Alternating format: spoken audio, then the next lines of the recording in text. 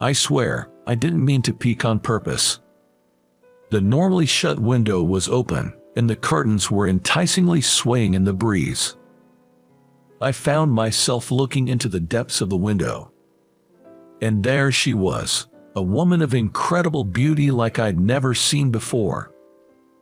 I couldn't look away. I was completely frozen. My name is Scott Thompson, a 32-year-old salesman. I work at a real estate agency in the sales department.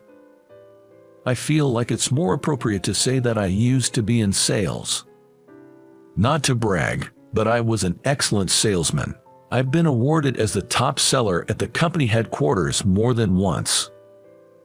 I think I became complacent, believing that I'd continue down the path of success. A month ago, my fall into the pit came unexpectedly.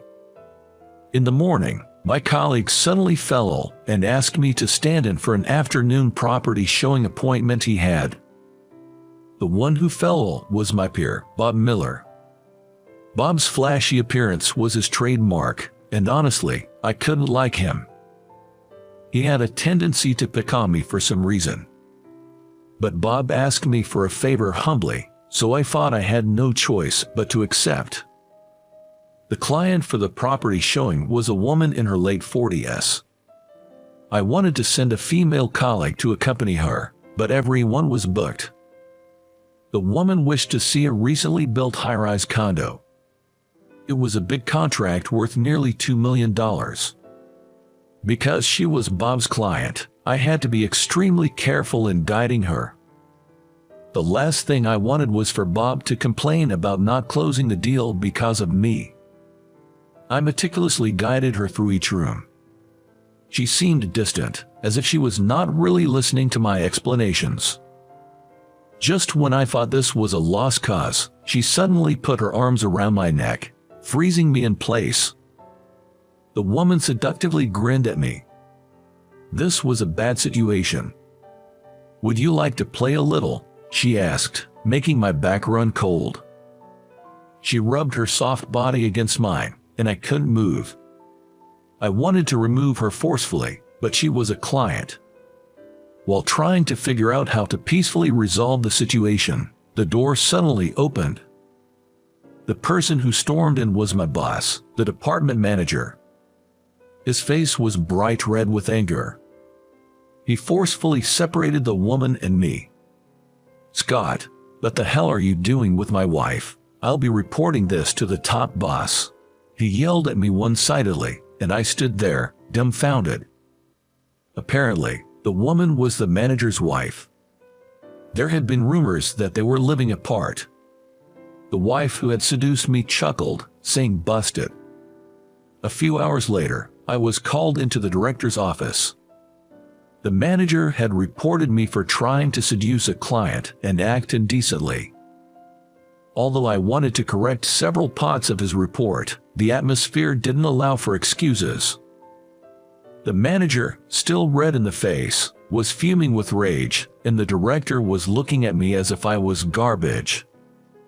Apparently, the manager reported that I had won all my previous contracts through similar unethical means. As a result, I was reassigned to a branch office in a rural town. I was essentially demoted. When I went back to my desk to receive the reassignment notice, I found Bob grinning smugly. I realized then that I had been set up. But it was too late. I silently packed up my personal belongings and left the main office. Since my reassignment to the small town branch office, I've been so idle. I feel like I'm rotting. The town where I was transferred is near the sea, much like a small rural town, and there's hardly any work. Young people have moved to the cities, leading to an increase in the population. I remembered that at a previous meeting at headquarters, there had been a discussion on whether to shut down this branch. "Isn't it boring, Scott? This place is just so quiet." There were no customers at the branch, and there was nowhere to do business. Every day, I was playing with the necessary paperwork. The only good thing about being transferred to this branch was that my living space had become larger. They had me using a family-sized apartment instead of a cramped city condo. It might just be big for the sake of being big, but I liked that I had room to stretch out. The day after I mentioned to the branch manager that pets were allowed, I found a box of kittens meowing on my desk when I arrived at work. I had an idea of who might be responsible, but I thought it might be a pleasant distraction, so I decided to keep them. To my surprise, the next morning my desk was stocked with a cat bed, kitten food, and canned goods. I couldn't help but smile. My colleagues were secretly watching me. I began to think it was silly to keep a stern face all the time. Gradually, I got used to the laid-back atmosphere of the branch, my colleagues, in this town. That day was a Sunday. The branch was open, but I was off. Since I started keeping kittens, I can't smoke indoors. I made a smoking area on the balcony. As usual, I leaned against the railing of the balcony and lit a cigarette. I could see the sparkling sea across the roofs. It was so bright, I had to lower my gaze. Next to my apartment was a two-story building. The usually closed corner room's window was open, the curtains swaying in the wind. I realized it was my first weekend since coming to this town. I guess the person in the corner room also had the day off. It felt rude to stare too much. Just as I was about to turn my gaze back to the sea, my eyes were drawn to the corner room's window. A young woman was in the midst of getting changed behind the fluttering curtain. I knew I shouldn't look, but it was hard to look away. I dropped the ash from my cigarette onto the back of my hand and let out an ouch. She looked at me.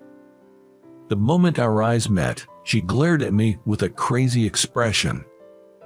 While I was taken aback by that, the window was closed roughly.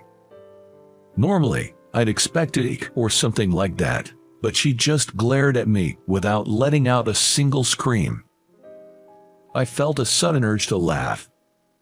I couldn't hold back and started laughing. The window flew open again. "Don't laugh, just you wait and see," she yelled at me, and the window was closed again.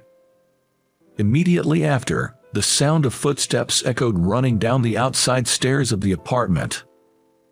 "Wait, really? Is she coming here?"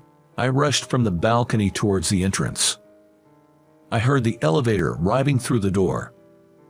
I could hear the footsteps approaching. I steeled myself and waited for the doorbell to ring. The footsteps stopped. "Come out, hey," she yelled as I opened the front door with resignation. Then, I froze for a moment. She had mistakenly rung the doorbell of the next room. We looked at each other, both letting out an eh. The next moment, the next door neighbor, a full-figured lady, opened the door saying, "Yes, yes." The Chihuahua suddenly darted out and barked at her. She snapped back to reality and profusely apologized for accidentally entering the wrong room, while the Chihuahua continued to bark at her. I also instinctively bowed my head and said I'm sorry. The lady retrieved the Chihuahua and closed the door. "Don't make that mistake again. It's bothersome," I said to her, who was standing frozen in the suddenly quiet hallway. She glared at me, looking relieved that the commotion was over. She then marched straight into my room. She walked to the center of the room, spun around, and sharply pointed at me. "You saw it, didn't you, my thing?" That irritated me a little. It was like an accident. "I didn't see anything. What are you talking about?" I tried to argue that I hadn't been looking. I just happened to see. "Huh? What did you see?" This. While saying that, she pulled at the collar of her t-shirt to reveal her chest. A glimpse of her blue underwear was visible. "Hey, stop that, it's showing." Not wanting to compound the situation, I hurriedly moved away from her. She continued to flaunt her chest and accuse me, as if chasing me. "You saw it." "I saw it, or rather, it was in sight. I'm sorry, but I swear I didn't intentionally." Before I could finish my sentence, a slap from her landed on my cheek. My first encounter with her was quite intense. "Hey Scott, let's go grab lunch. It's my treat." Around lunchtime on next day, branch manager proposed. I nodded while I applied a cooling pad that my boss had given me to my slapped cheek. The place he took me to was a small cafe near the coast. I had passed by it before, but never entered. Branch manager, who was seemingly irregular, ordered the usual lunch for two at the counter. "Sure, 2 lunches. Take a seat wherever you like." The person who responded from behind the counter was the very woman who had slapped me the day before. She widened her eyes even further when she saw me standing next to the branch manager. I raised my hand in a somewhat awkward greeting. "Hi." "What are you saying, you peeper?" A torrent of abuse made me flinch. Branch manager casually said, "Oh, you peeped," and laughed. Left with no ground to stand on, I could only shrink back. In the end, I sat next to my boss at the counter, receiving her glare as we had lunch. When branch manager asked her if something happened, she explained what had happened yesterday. Not wanting to prolong the situation, I silently listened to their conversation. She complained about me to the branch manager. I was worried about how he would react, but he just seemed to find the whole thing amusing.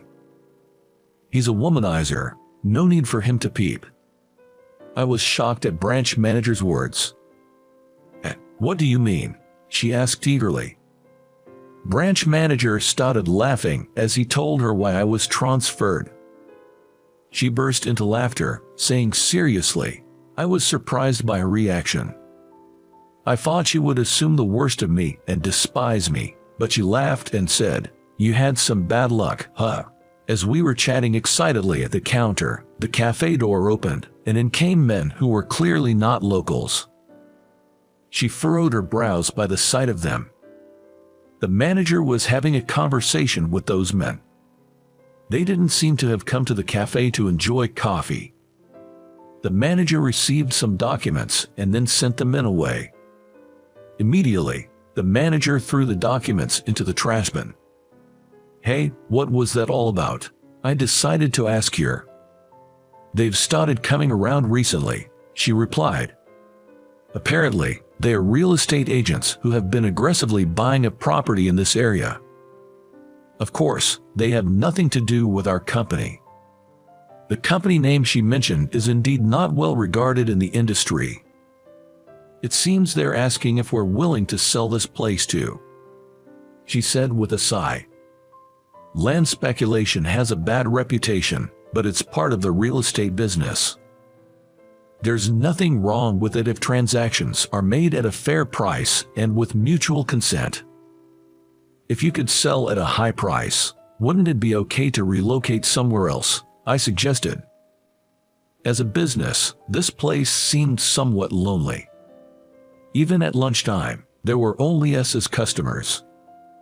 I thought that relocating and finding a more profitable location could be an option. But she reacted angrily and raised her eyebrows. "Don't make reckless comments without understanding the value of this community. If you call yourself a local real estate agent, then understand more about this community." She lashed out and then disappeared into the back room. "I'm sorry about that. She's really passionate about our local community. She is called Kathy. Don't take it too hard, alright? Keep on hanging out with us." He quietly served us another round of coffee. From that day, I established a new habit. Instead of going straight home from work, I decided to take a slow walk around the neighborhood. Kathy's words about the local love had been a stimulus. I had been downhearted since my demotion, but her words became a source of motivation. When I took the time to walk, I discovered many new things. While it was said that there weren't many young people, I noticed that there were many young newcomers. Most of them seemed to have migrated here, attracted by the ocean. I'm not a morning person and had never seen the morning sea. I was invited to the beach before going to work by a young man who had moved from the city and opened a pub. There was a local beach that I had not known. At the time when the sun was about to rise, there were people waiting for the waves on their surfboards. I had never surfed, so I was surprised to see people surfing so early in the morning. With my heart pounding, I went down to the sandy beach to watch the scene. While observing them, I noticed that there were proper rules. Only one person could ride a wave at a time. There seemed to be some priority order, and they were giving way to each other. It was surprising.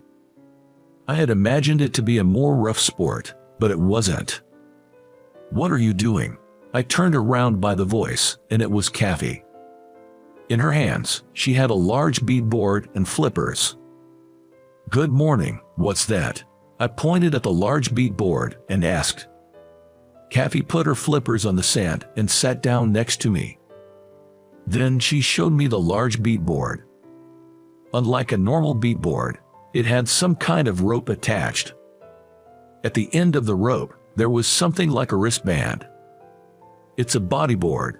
Haven't you seen one before?" She was dressed in a short-sleeved, three-quarter-length sweatsuit. Probably she is about to hit the waves. I learned that bodyboarding is a sport different from surfing. You ride the waves by laying your upper body on the board. You wear flippers on your feet, also known as fins, to help you navigate in the water. Everything was so new, and I had many questions. She explained it all patiently while doing her warm-up stretches. I learned that the waves are better in the morning, and that there are specific times when the waves appear and disappear.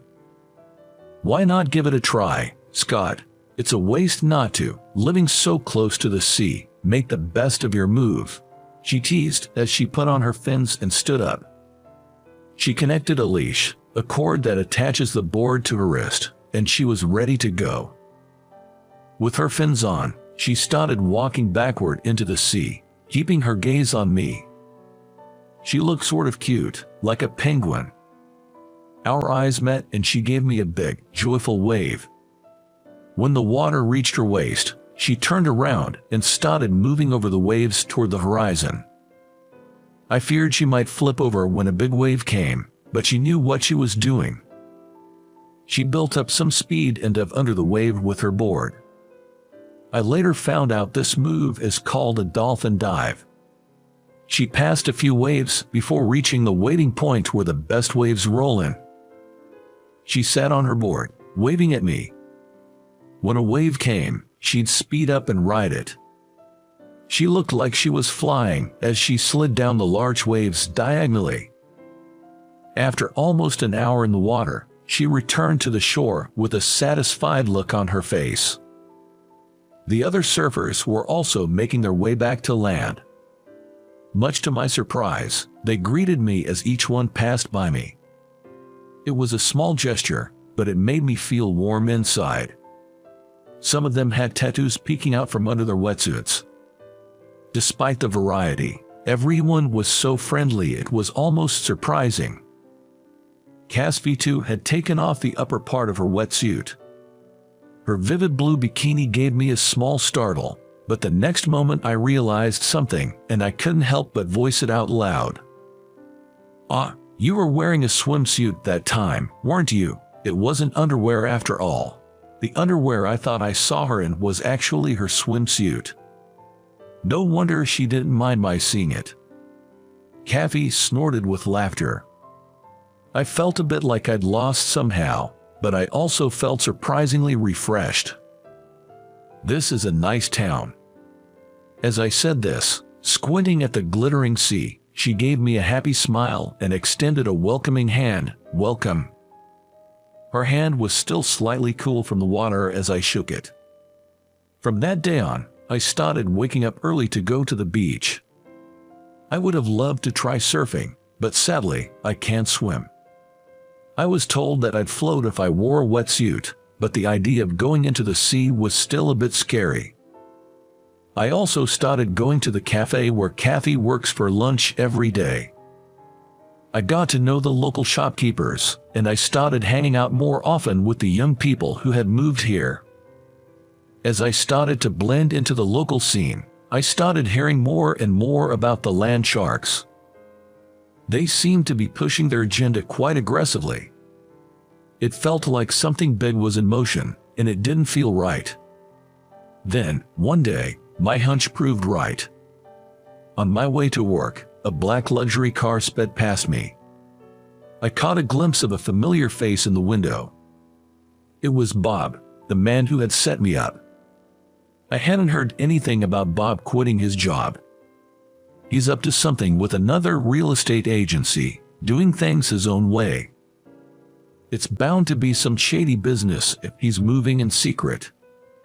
I contacted a friend at the main office as soon as I got to work. According to my friend, Bob is apparently on annual leave today. Recently, he's been having a lot of unexplained absences, and his lifestyle has noticeably become more extravagant. I ask about his sales performance.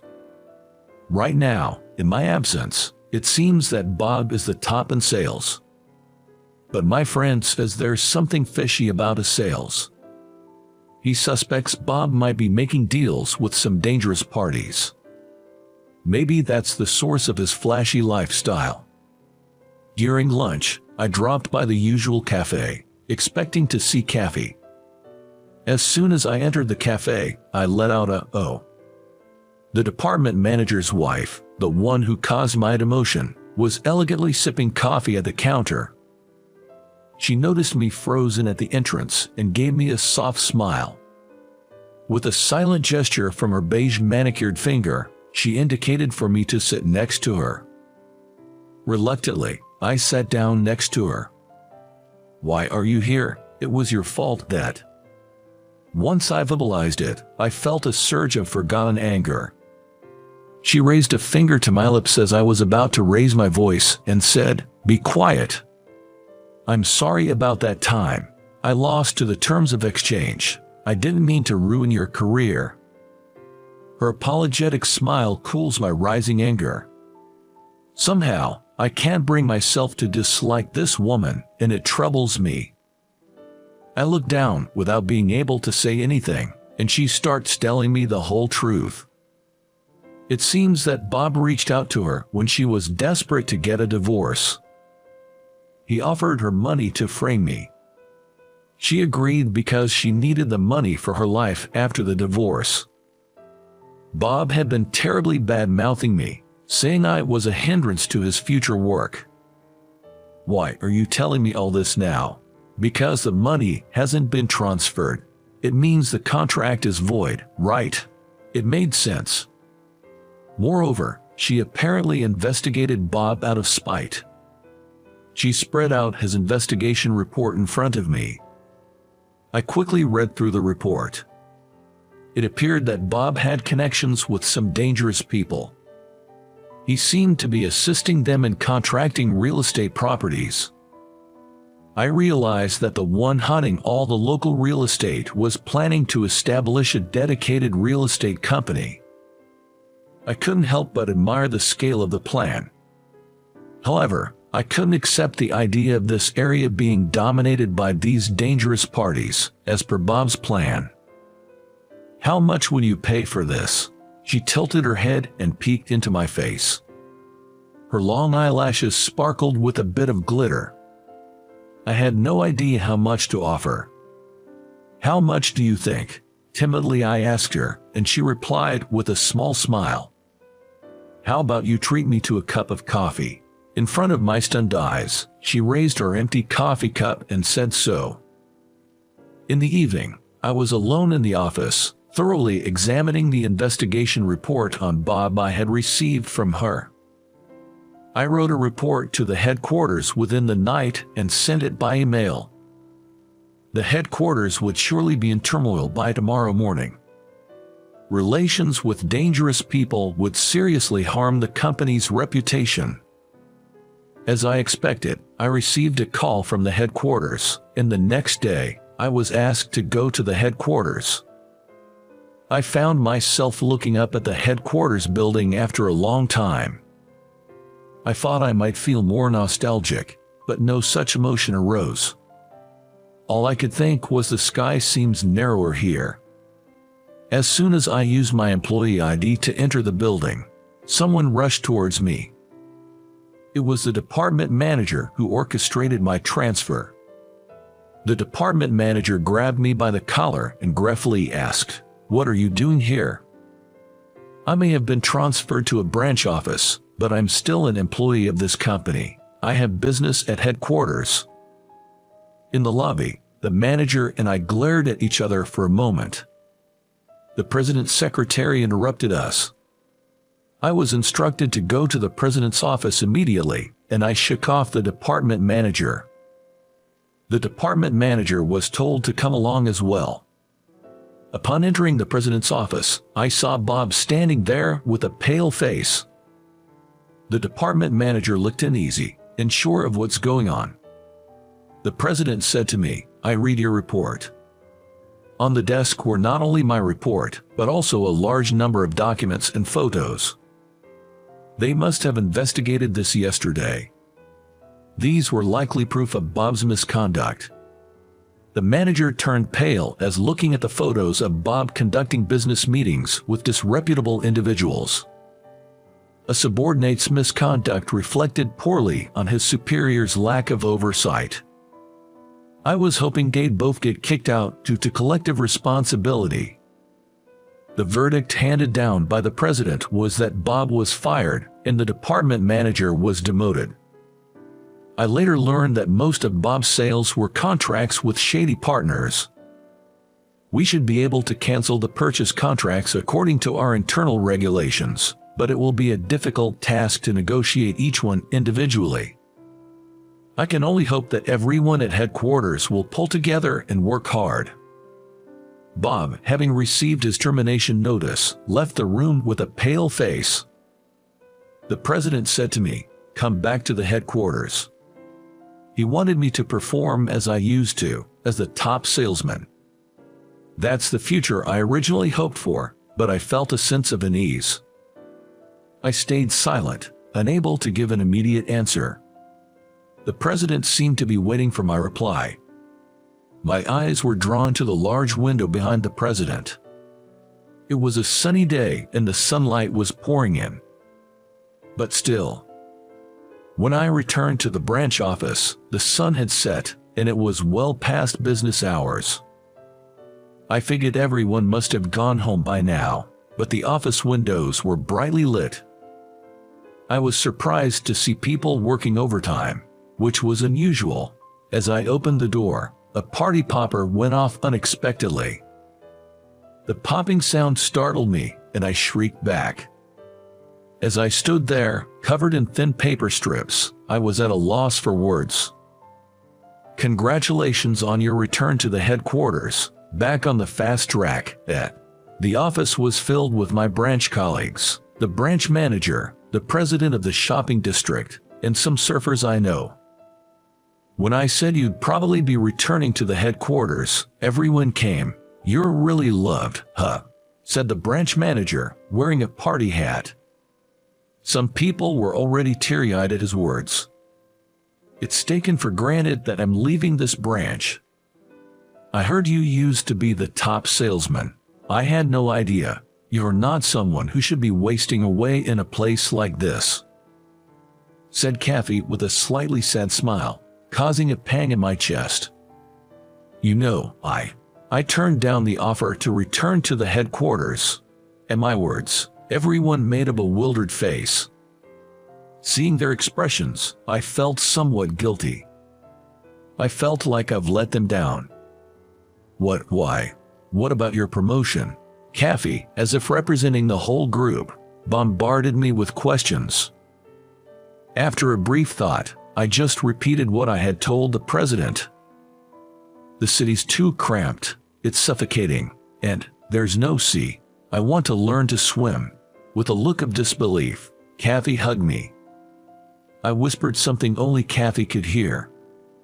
"And you wouldn't be there." There was no reply from Kathy, but I knew what she was feeling from the tight grip on my arm. I thought my decision was not wrong at all. Early next morning, I stared at the sea from the sandy beach as usual. Next to me, Kathy was preparing to go into the sea. She narrowed her eyes, checking the waves. And as I watched her profile, Kathy glanced at me. "Weren't you the one who wanted to learn to swim?" She seemed unsatisfied that I wasn't going in with her. I wanted to learn to swim, but I didn't even have a swimsuit. When I told her I need to get the gear first, Kathy chuckled, "Just swim in your shorts." "I've been thinking, do you want to get married?" Kathy froze at my words. Ever since I met her, she's always been full of surprises. But this time, I wanted to surprise her, and I succeeded. I smiled to myself, looking at frozen Kathy. Coming back to her senses, she gave a chuckle looking at my grin, and clicked her tongue. "I'm not marrying a non-swimmer." She turned her head away and declared loudly. Then, in a much smaller voice, she added, "If you learn to swim, I'll consider it." Her teasing wasn't something new. "And when did you start liking me?" Before I could finish my line, I was hit with a bodyboard. "Stop getting ahead of yourself. Go back to HQ." After seeing my, with that parting shot, Kathy ran towards the sea. She went up to the water's edge, then turned back. She must have realized she'd forgotten her flippers. When I held them out, she snatched them away. And as she put on the flippers at the water's edge, she turned and gave me a big wave. The ring better be a diamond, not a birthstone. At Kathy's words, I made a big circle with both my hands. With her, I could even get into the sea without fear. I wish I could tell the dejected me from when I first arrived in this town, being transferred from the HQ. "You're going to find the greatest treasure in this town." For now, I guess I should thank Goddess of Fate.